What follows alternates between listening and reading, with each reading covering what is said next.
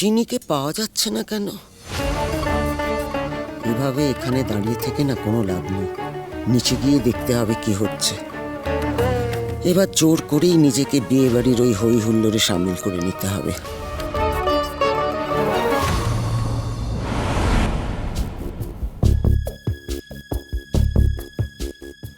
আরে চিনি তো বাড়ির বাইরেও কোথাও নেই। কোথায় গেল আমার মেয়েটা? কোনো বিপদ হলো না তোর? আমার মেয়েটা যাওয়া বাকি, ওর কপালে কোনো সুখ সয় না। কেঁদো না তুমি, কিচ্ছু হবে না তোমার মেয়ে। ফোনেও তো পাওয়া গেল না আমার মেয়েটাকে। দেখো, যখন থেকে বিয়ের কথা উঠেছে তখন থেকেই তো হই হুল্লাড় শুরু হয়েছে।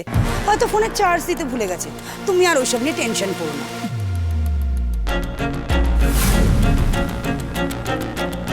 আপনি প্লিজ টেনশন করবেন না, আমি এক্ষুনি চিনিকে খুঁজে আছি।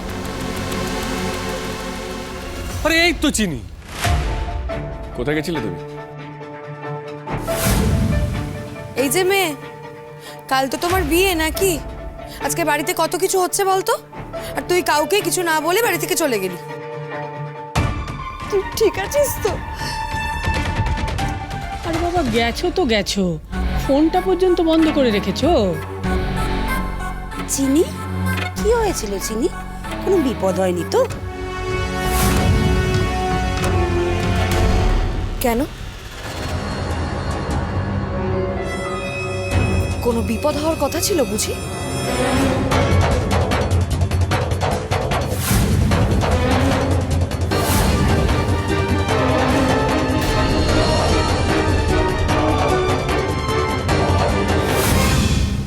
বালাই ষাট, বিপদ হতে যাবে কেন?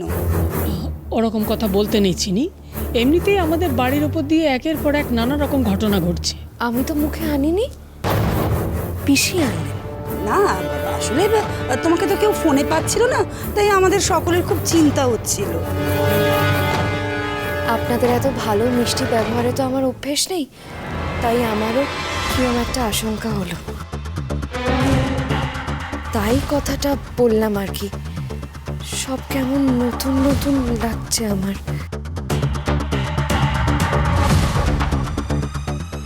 বারে, কাল তো তোর বিয়ে, সেই নিয়ে সবাই আনন্দে মেতে আছে। খামোখা কেউ আমার মেয়ের সাথে খারাপ ব্যবহার করতে যাবে কেন?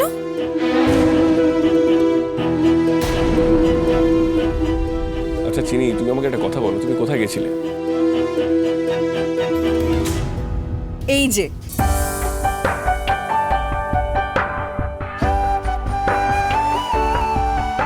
কি কিনতে গেছিলিস মা তুই? প্রণামীর শাড়ি মা, আর তো বেশি সময় নেই, এবার তুমি নিজের হাতে সবাইকে প্রণামীর শাড়ি তুলে দাও।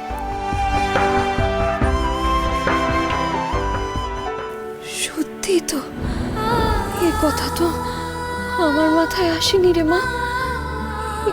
এটা তো আমারই দায়িত্ব ছিল।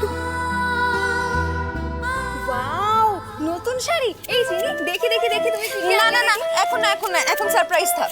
আমি না এই ব্যাপারে কোনো সারপ্রাইজ আর নিতে চাইছি না। তুমি আমাকে এক্ষুনি দেখো প্লিজ। আমারে ছাড়ো। আরে দেখাচ্ছি দেখাচ্ছি, দাঁড়াও দেখাচ্ছি। 1 মিনিট দাঁড়াও। এই যে এই শাড়িটা আমার মায়ের জন্য, মানে আমার শাশুড়ি মায়ের জন্য।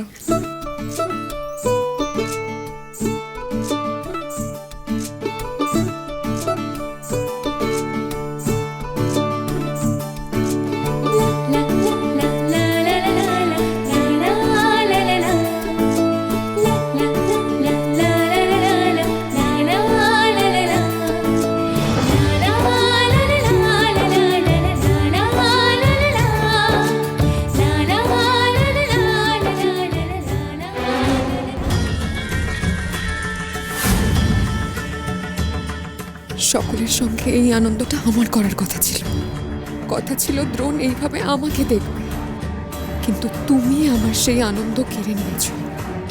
এর দাম তো তোমাকে দিতেই হবে।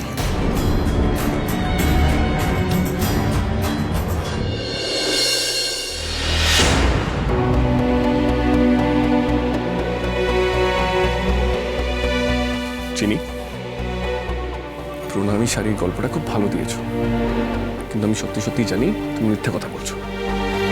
সত্যি কথাটা বলো, কোথায় গেছিলে? শাড়ি কিনতে। চিনি, তোমাকে আমি খুব ভালো করে চিনি। শাড়ি কিন্তু তুমি যাওনি, গেলে তুমি আমাকে বলতে। সত্যিটা কি বলো? আস্তে বলছি, বাবাকে ধরার ভাত পাততে গেছিলাম। মানে আবার কি কাণ্ড ঘটিয়ে এলো? কাণ্ড তো ঘটবে কালকে। আমি খবরের কাগজে বিজ্ঞাপন দিয়ে এসেছি, কাল সকালেই বেরোবে। আপনি তো শুনতে চাইছিলেন যে কি হলো।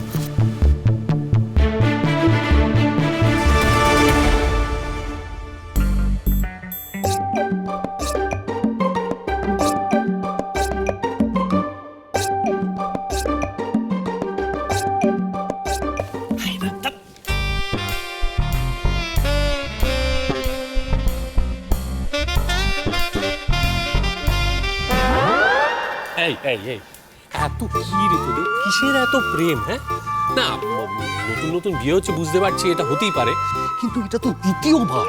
তাও সুযোগ পেলি জোড়া পায়রার মতো বকম বকম করতে আরম্ভ করছিস। কিসের এত প্রেম রে? হ্যাঁ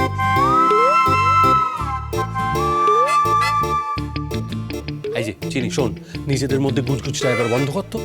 এইসব কথা বলার ফুলসজ্জা রাতে অনেক সময় পাবে তোমরা। এখন সবাই রয়েছে, সকলের সঙ্গে কথা বলতে হবে, ঠিক আছে?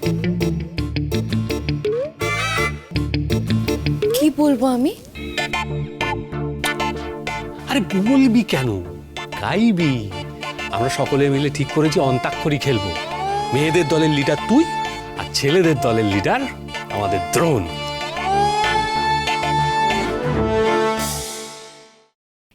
এইবার কিন্তু তোমাদের আদি। আমি আছি গল্প তোর সাথে, বুঝে নে।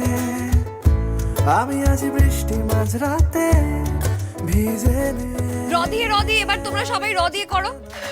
राय बरेली में तू बीच बाजारी जब हुस्न दिखाने जाएगी, होश उड़ाने वाली शौक नजर के जो पेच लड़ाने जाएगी। अरे बहन के इतना ज़ेवर गहना